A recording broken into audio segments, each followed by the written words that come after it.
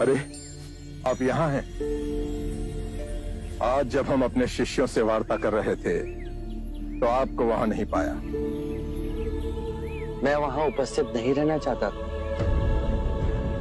क्यों?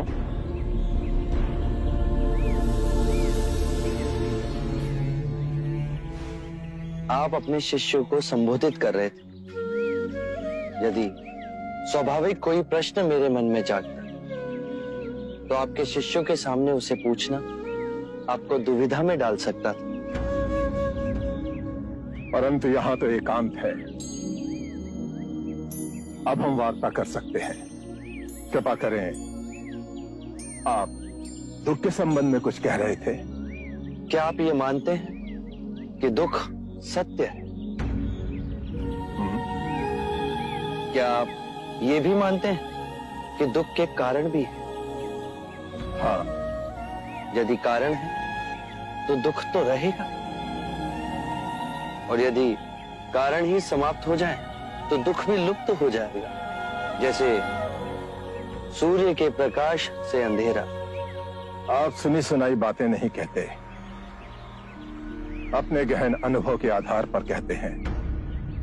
आप धर्म और सिद्धांत की नहीं, देखी हुई बातें कहते हैं। आपने कहा कि मुक्ति का मार्ग है अपने विवेक को जगाना और गूढ़ ध्यान में लिप्त हो जाना, जिससे मनुष्य स्वयं को और इस संसार को भली भांति समझ सकता है। परंतु एक प्रश्न है, ये जो सारी विधियां हैं, रीतियां हैं, पूजा पाठ हैं, क्या ये सब व्यर्थ है?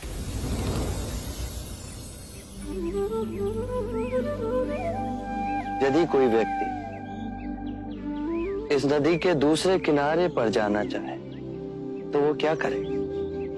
यदि जल गहरा नहीं है तो वो चलकर जा सकता है, और यदि जल गहरा है तो वो नाव की सहायता से जा सकता है या स्वयं तैरकर जा सकता है। यदि वो चलना ना चाहे और ना ही तैरने को तैयार हो और ना ही नाव ले जाने को तैयार हो, और वो कहे कि मैं प्रार्थना करता हूं इस नदी का दूसरा किनारा स्वयं चलकर मेरे पास आ जाए, तब तो ऐसे व्यक्ति को मूर्ख कहेंगे, महामूर्ख। इसी प्रकार यदि व्यक्ति अज्ञान और भ्रांति को अपने विवेक से मिटाएगा नहीं तो परम आनंद और मुक्ति के दूसरे छोर पे कैसे पहुंच पाएगा? चाहे वो पूजा करे या अनुष्ठान या व्रत करे या किसी नीति पर चले, वो इस किनारे ही रहेगा। हमने सारे शास्त्रों को पढ़ा, उन पर व्याख्या की, परंतु जीवन के इतने जटिल सत्य को इतनी सरलता से किसी ने नहीं समझाया, किसी ने नहीं समझाया। आप इस भटकती मानवता को परम ज्ञान का मार्ग दिखाएंगे। आप करुणा के सागर हो। हे बुद्ध, आप हमें अपना अनुयायी स्वीकार करें।